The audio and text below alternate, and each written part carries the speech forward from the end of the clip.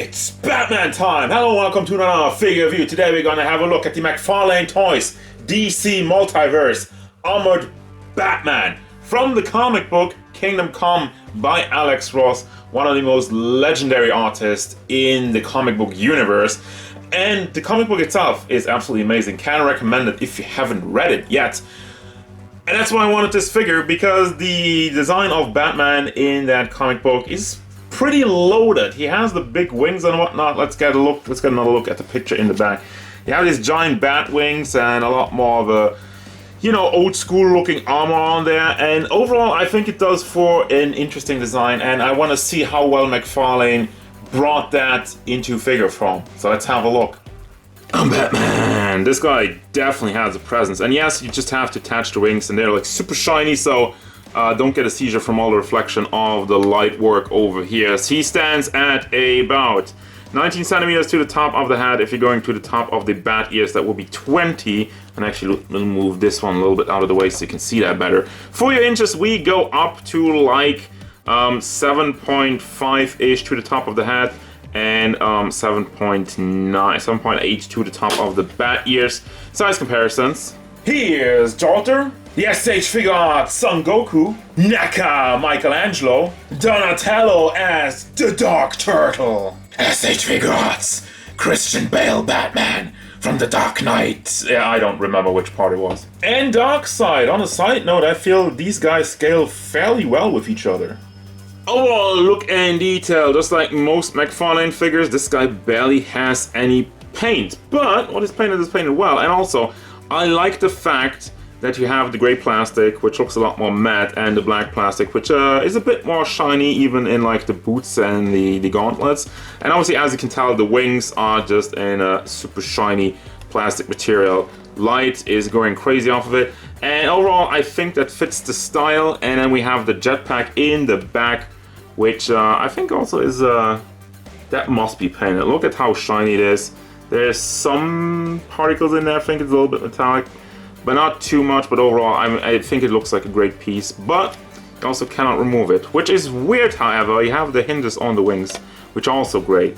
Like, why the hell is that painted in gray? I don't get that part. But regardless of that, I love the face sculpt. Really brings home the Kingdom Come vibes for the Alex Ross super realistic art style. The eyes are painted cleanly, and especially the mouth and the area around it is super nicely molded. You have the detail in the lips and whatnot, and yeah, really true to the style of Kingdom Come and Alex Ross in general. You have this entire headpiece, which heavily limits the head in general, the articulation that is.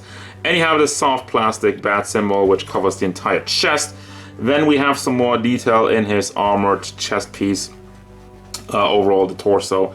And as I was saying, we have some more soft plastic just kind of glued onto his gauntlets, which gives it a little bit of a different look, and I like that. And the weird handles, also this is soft plastic, so it doesn't break off. And I think the entire torso piece is floaty, which is good for the articulation, the little we get out of it, and down to the shiny boots. A little bit more detail in there. Let's have a look at the articulation of this guy. For articulation, I mean, I guess I kind of said it already, but this guy is a brick. You have the bat wings, which are on hinges, so that moves all the way to the back and all the way forward. Well, all the way. I say at this point, that's where it disconnects, but let me get that out of the way. The head does move forward quite nicely, and does also move to the back due to it being on a fairly long dumbbell joint. You can actually see in the back it's exposed, but that's not a problem. Does have some side-to-side tilting. Let me get on there. And just the tilting, side-to-side swiveling, side-to-side movement. Doesn't really move, doesn't really work due to the collar. Then for your shoulder articulation, this is on a big hinge, so you can bring that up and down. And also rotate it in there, shift it a little bit, and obviously can also be swiveled. We do not have a bicep swivel. Do have, though, a hinge in the elbow, goes up all the way. And has a little bit of wiggle room, I feel like. Fist is on another ball hinge, you can bring that up and down. It's one of these, is that like one of these up and down hinges? Yeah, for the fist. And then for the chest area, it's actually quite nice. Moves forward like that, and doesn't really move to the back because of all the junk on it. It also has like a canister in the back over here, which is A little bit cut up so it fits nicely, snuggles around the entire cape part. But you can also tilt it side to side and can rotate it. And for the hip part, kind of the same thing.